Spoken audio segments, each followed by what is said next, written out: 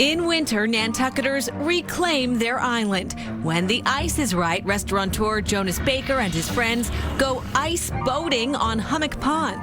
It's like a sled with skates, and then they have a sail on it. So it's kind of a unique and special thing, but it's super fun. It can, get extremely fast.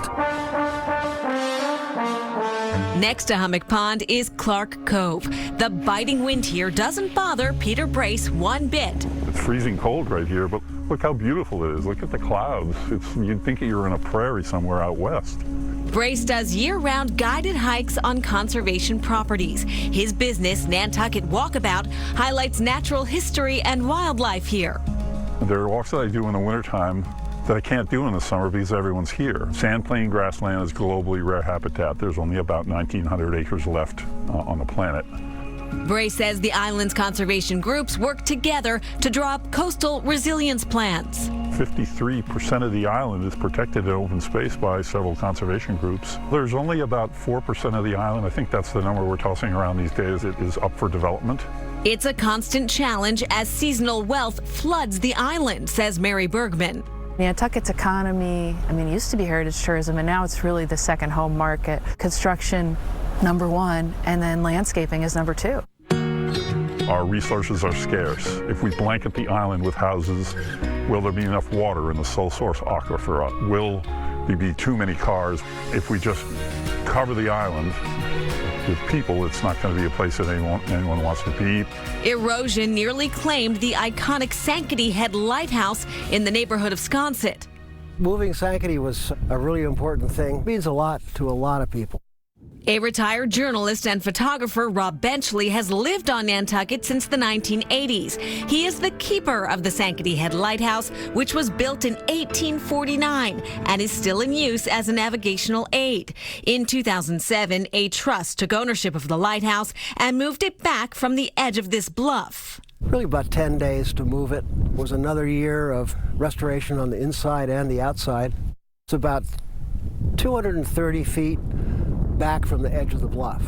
The changes in contour on the beaches can also result in changes to like beach break and rip currents. And also sometimes with erosion comes like things being exposed that could pose a hazard to mariners or a hazard to swimmers. In all seasons, Sheila Lucy and her team are tasked with overseeing and patrolling Nantucket's 82 miles of coastline.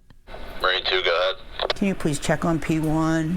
Lucy spent 24 years in the Coast Guard and became Nantucket's harbor master in 2012. We have 10 lifeguarded beaches, but we have them also on ATVs patrolling the island and the unguarded beaches. The harbor master's long list of duties includes being in charge of lifeguards, marina and beach maintenance, and search and rescue. The team also inspects and issues permits for 1,800 moorings. If you just want to get the retro scraped off and we'll replace the numbers. Winter is the time to be proactive before people start trickling back, says Lucy. We're repairing our docks. We're building all the equipment that we need for the beaches. We do a lot of training. During the season, it's operations only, and it's because it's always moving. There's always something happening on the beaches. There's always something happening on the water. Everybody's thoughts and efforts are to try to make Nantucket be the place to be, and we work super duper hard to make that happen.